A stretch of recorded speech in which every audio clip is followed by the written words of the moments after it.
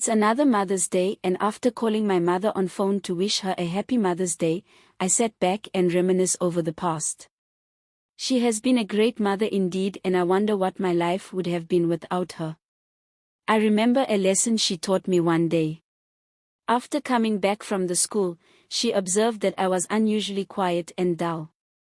As young as I was at 9 years old, I was the restless type, and by default, I usually switched into the hyperactive mode when I am at home. She casted a glance at me and gave me my lunch, thinking it will help, but I just ate it with a very low excitement. She further tried to crack jokes with me and asked me about what happened in school, but I was just uninterested. After all the efforts from her yielded no result, she called me by my native name and started crying, telling me that I should know that she has no one else apart from me. I happened to be her only surviving child, as my other siblings passed immediately after she gave birth to them. Unfortunately, my father was late too. Even at that young age, I was aware of the pain she has been through in a measure, and as such, I hate seeing my mother cry. Immediately I started crying too. She then asked me over and over again what happened to me. I had already decided not to tell her what happened, but she cracked me open with her tears, and I had to open up and relate how a fellow classmate hit me badly in school. I made her realize that I have concluded that I will also revenge. She cleaned her tears, smiled, and in her traditional way of passing a message across to me, she said, "Oliuteo, let me tell you a story. It is a story of the crocodile and the lion. Once upon a time, in a lush and vibrant jungle, there lived a pride of lions ruled by a majestic lion named Kangi.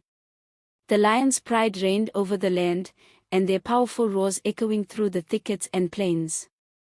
Among them was Kangi's own cub, a playful and curious young lion named Kalanu.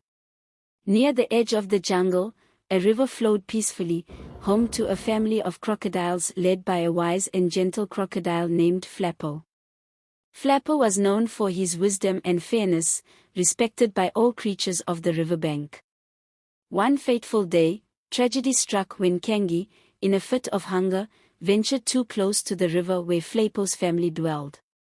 In a swift and heartbreaking moment, Kangi seized 2 of Flappo hatchlings and devoured them before the grieving eyes of their mother. The riverbank trembled with sorrow as Flappo and his mate mourned their loss. Consumed by grief and rage, Flappo sought revenge.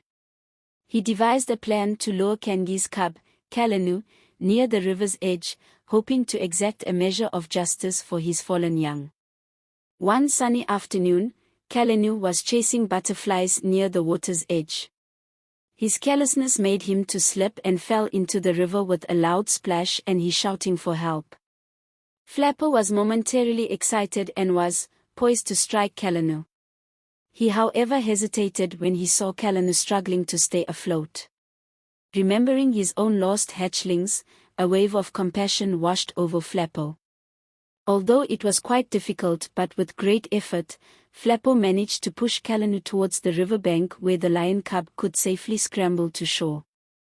Kangi, hearing his cub's cries, rushed towards the riverside and arrived just in time to witness Flappo's act of mercy. He saw the crocodile's eyes filled not with malice, but with a deep sorrow and understanding. Moved beyond words, Kangi approached Flappo and bowed his head in gratitude. From that day forward, a profound understanding bloomed between the lions and the crocodiles of the jungle. Kangi and Flappo forged a bond built on respect and forgiveness, ensuring peace between their families for generations to come. And so, my mother concluded, as the fire's embers glowed softly in the night, the story of the crocodile and the lion teaches us that forgiveness is not a sign of weakness or stupidity, but a demonstration of wisdom and the presence of the greatest strength of all. When someone hurt you and instead of revenging, you showed them mercy when they need it, it's a demonstration of the fact that you are more stronger and wiser than them. Don't ever forget that. Let this story impart a timeless lesson that will continue to echo in their hearts every time someone offends you. 2 wrongs never make a right. I felt greatly relieved and I made up my mind to put my revenge plan aside. I will heed my mother's counsel and demonstrate love instead of paying a manner back in his own coin. The one who forgives is stronger than the one who chose to revenge. I aluteo is stronger than a manner. I smiled and slowly fell asleep.